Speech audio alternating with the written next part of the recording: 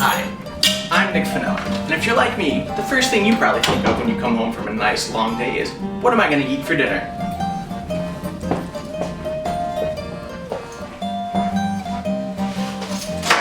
However, according to a survey done in 2011, over 28% of American adults didn't know how to do just that, cook a meal.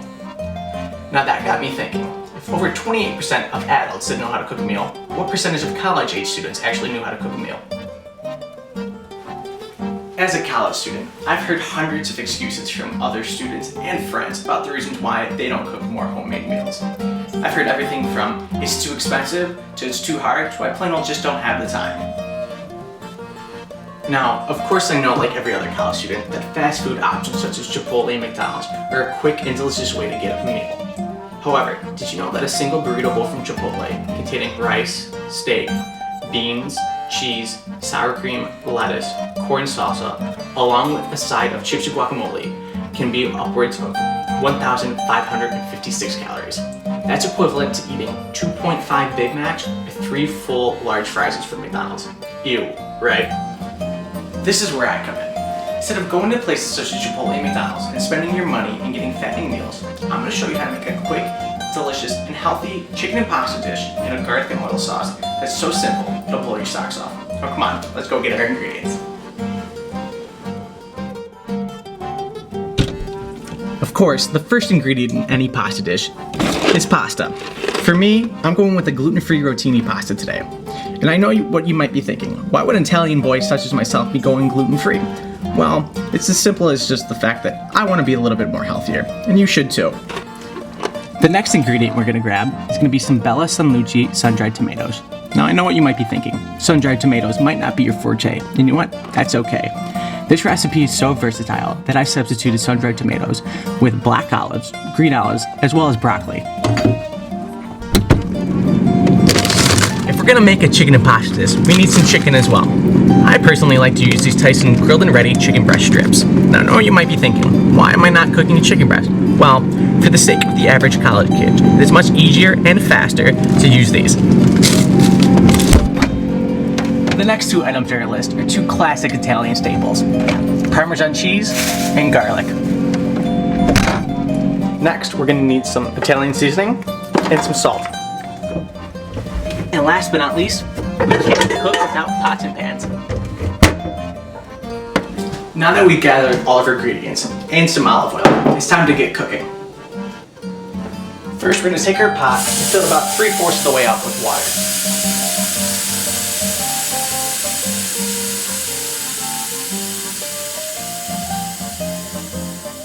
Once we fill the pot with water, we're going to put the pot on the stove, turn the burner on to medium-high heat, about an 8 or a 9 on your stove scale. Next, we're going to take our pan and just lightly cover the bottom of the pan with olive oil, just enough so that there's no spots of the pan showing anymore.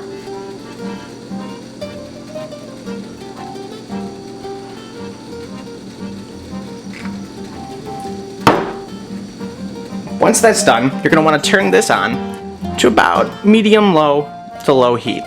As you wait for your water to boil, especially for someone using gluten-free pasta like me, or actually just any pasta, you might want to add a little bit of salt to the boiling water. Adding salt, especially for something like gluten-free pasta, is a way to add a little bit of flavor to the pasta during the cooking process. Once the pot and pan are on the stove, it's time to chop some garlic. Now I've already taken the liberty to chop some garlic for you, but right now I'm going to show you just how easy it is to de-skin some garlic. First, what you're going to want to do is to take your clove of garlic, skin it all, put it down on a flat surface, namely a plate or a cutting board such as this.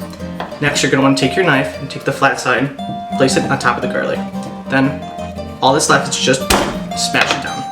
Once you do that, the skin should easily just peel right off, and there you go, peeled garlic.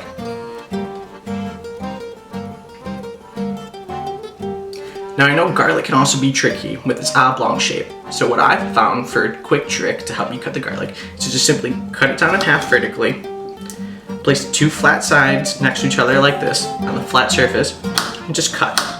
Now, as I said before, growing up on garlic, I love this stuff, so I like to use bigger chunks and a little bit more garlic than what many of you probably would be used to and comfortable with. Once your water looks like it's starting to boil, it's time to add the garlic to the sauce. So what you're going to do is just take your chopped garlic and just simply scrape it into the pan. As the pan starts to heat up, the garlic will start to cook. You'll see this by the bubbles that start forming around the garlic. You'll know when the garlic is done and you need to add the chicken when the garlic turns a nice golden brown color. Once your garlic is brown and your water starts to boil, it's time to add the pasta and the chicken. First, I like to add the chicken.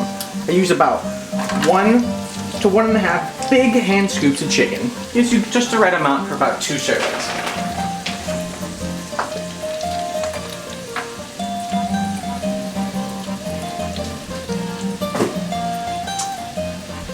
Once the chicken's on, it's time to add the pasta. Now, like the chicken, I'm going to use about 2 servings of pasta, which comes out to be 1.5 to 2 cups.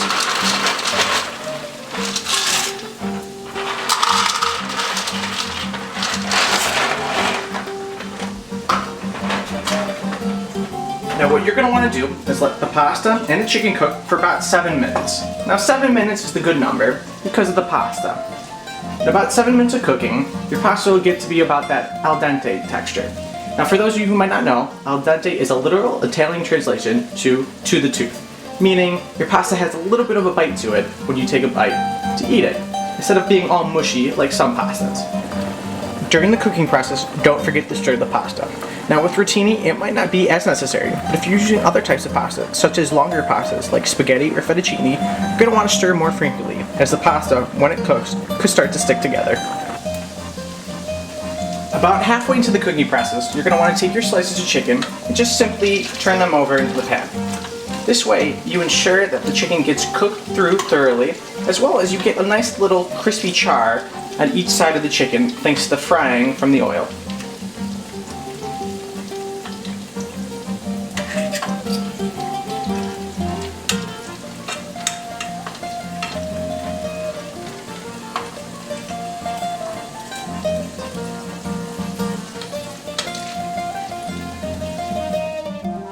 A few minutes after turning the chicken over, you're going to want to now cut the chicken.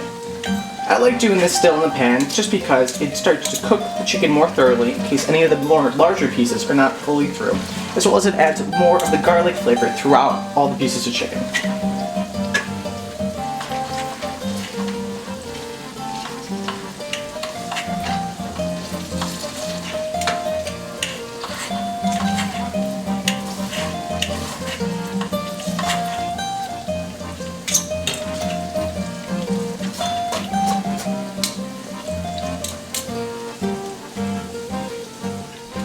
Just before the pasta is about done cooking, it's time to add the tomatoes.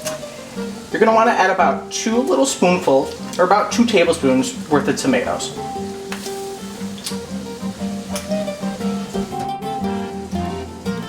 When your timer goes off to indicate the pasta's done, it's time to strain the pasta. Now me, I have this nice little fancy pasta strainer here, but any old way will do.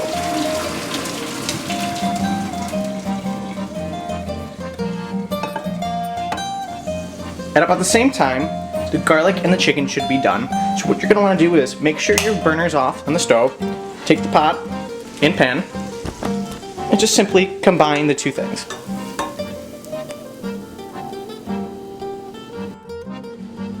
Once you have your pasta and chicken in the pot, it's time to add the cheese. Now I like to use about 1 cup to about a half a cup per serving of pasta. For this one, for 2 servings of pasta, I'm just going to use about 1 cup of cheese.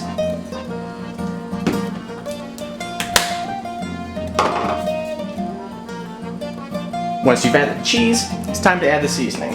Now, if you're like me, I like a lot of Italian seasoning. So you just want to give it a few shakes until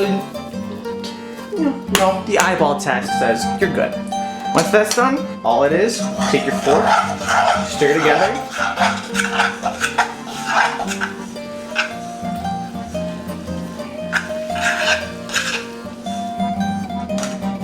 and voila, you're finished. Once you finish cooking and cleaning up a little bit, it's time to eat. But first, I know you're probably wondering how exactly this is healthy, like I've been saying the entire night. Well, let me tell you something.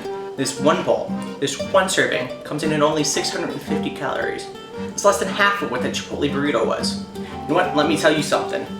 This might not be a burrito, but boy, it sure is just as good.